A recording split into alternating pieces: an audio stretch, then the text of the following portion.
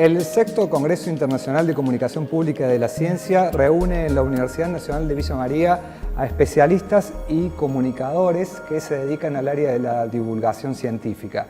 Uno de ellos, Juris Castelfranchi, que llega desde Brasil para hablar de la apropiación que hacen los públicos de la información en materia científica. ¿Qué tal, Juris? Buenos días. ¿Cómo le va? Buenos días. ¿Cómo se describiría usted, cómo se presentaría usted ante el público de Villa María?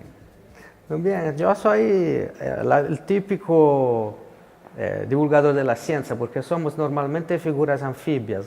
Soy como un sapo, en el sentido que me formé en física cuántica, mi maestría fue en periodismo científico, mi doctorado en sociología de la ciencia. Eso se pasa bastante con frecuencia entre los comunicadores de ciencia, de tener unas trayectorias híbridas, mezcladas. Entonces, trabajé unos 15 años como periodista de ciencias en la televisión, en los diarios nacionales italianos, y después volví a la vida académica. Ahora soy principalmente un investigador de cuestiones de ciencia, tecnología, sociedad y comunicación pública de la ciencia.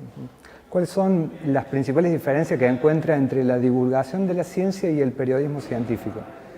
Bien, en verdad hay puntos de contacto fuertes de algunas técnicas y tácticas y tipo de discurso, pero yo diría que en la comunicación pública de la ciencia en general, que incluye la divulgación y el periodismo científico, en mi opinión, la gran diferencia está en el hecho del papel del periodista. Entonces, la divulgación tiene un contexto en que no necesariamente se habla de actualidad, no necesariamente se resuelve un problema, y por otro lado, históricamente tiende a estar más cerca, digamos, de la idea de mejorar las relaciones de la ciencia con la sociedad. Entonces, en muchos casos, la divulgación fue casi un marketing de la ciencia, de claro, mejorar las actitudes de las personas, la visión que tiene de los científicos. El periodismo tiene otro papel, porque el periodismo es como un papel importantísimo también el de watchdog, de perro de guarda de la sociedad. Entonces, el periodista tiene que ser constantemente crítico.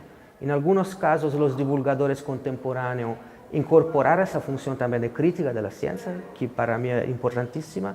En otros casos, algunos periodistas científicos se olvidaran de su papel de periodistas y no fueran tan críticos, tan capaces de colocar en el contexto la ciencia y tecnología, pero digamos hay dos funciones históricamente diferenciadas. En ese contexto, ¿cómo se relaciona el periodista científico con las agencias de divulgación o con las universidades que muchas veces proveen de información científica? Sí, claro.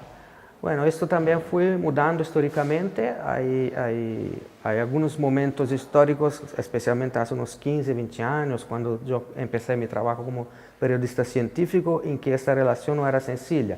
Porque de un lado, muchos periodistas se sentían ainda poco competentes para tratar periodísticamente la ciencia. Entonces, se colocaban casi como dactilógrafo de la ciencia y no como un periodista de verdad. Entonces, la operación era de copiar casi lo que la agencia le pasaba y transformarlo un poco en términos de lenguaje, pero no usar la segunda fuente, no cuestionar, no hacer el chequeo, no hacer un trabajo crítico suficientemente aprofundado. Y de otro lado, las instituciones de investigación o la universidad, los laboratorios, tendían a dar muy poco acceso a los periodistas científicos directo al científico. Tendían a fornecer pacote listo de material y eran muy burocratizadas en momentos en que no se podía más hacer, porque la sociedad necesitaba cada vez más de respuestas en tiempo rápido, en condiciones, por ejemplo, de crisis de confianza. En Europa tuvimos el caso de Chernobyl, de la vaca loca. Hay momentos en que el periodista necesita tener acceso directo a los científicos y no mediados por la burocracia de los escritores de prensa. Y eso modifica también la percepción de los públicos. Ahora que usted está estudiando la percepción que tienen las audiencias, ¿qué diferencias encuentra con lo que podía pasar en épocas anteriores? Claro, nuestras investigaciones muestran, yo creo, dos cosas muy importantes para el comunicador y para las políticas públicas. La primera es la derrota, digamos, de un modelo tradicional de divulgación científica, de comunicación pública, de transmisión lineal de conocimiento. La idea antigua era las personas no tienen bastante interés en ciencia y tecnología, por tanto no conocen y por tanto tiene actitudes irracionales o de anticiencia, hostiles. Ese modelo fue refutado por nuestros datos empíricos. En verdad, muchísimas personas tienen mucho interés. Ese interés no siempre se convierte en acceso real, concreto a la información y al conocimiento. Y el conocimiento creciente no necesariamente significa una aceptación total de la ciencia o un marketing de la ciencia. Por lo contrario, los países donde la alfabetización científica es mejor son países donde la ciudadanía científica es más articulada, más compleja y más crítica. O sea, el ciudadano quiere participar más de las decisiones y no aceptarla pasivamente. Entonces, es el primer dado importante, que una comunicación de decir, te explico una cosa para que sea un mejor ciudadano y menos irracional, no funciona. En verdad, las personas tienen sus racionalidades, tienen su conocimiento, se apropian de informaciones científicas y tecnológicas y critican eventualmente las políticas o los efectos. Y el segundo punto que nos descubrimos es que para formar su opinión sobre ciencia y tecnología o sobre cuestiones controversas en que conflicto político es atravesado por cuestiones científicas, las personas no usan solo el conocimiento que tienen sobre ciencia. Para decidir sobre transgénico, sobre vacunas, las personas deciden con base en política y moral. Claro. Entonces, la confianza es central. La confianza en la institución del científico es fundamental para construir el diálogo, muy más que una comunicación eficiente o motivadora o bien escrita. Eso se da mucho en el periodismo ambiental, si se quiere. Usted tiene una vasta trayectoria en periodismo ambiental, digamos, que se toman decisiones muchas veces en base a cuestiones que se desconocen. ¿Cómo actúa el periodista en ese caso? Exactamente. Allá yo creo que de un lado es muy importante el periodista no tener solo claro lo que está se pasando en la universidad, en el mundo científico, no tener solo claro este tipo de conocimiento, mas también lo que hay en el otro lado. Tener una imagen clara de lo que nuestros públicos conocen. Y en muchos casos el público conoce cosas que los científicos no conocen. Claro. Tanto cuanto los científicos conocen cosas que el público no conoce. En los problemas ambientales eso es fundamental.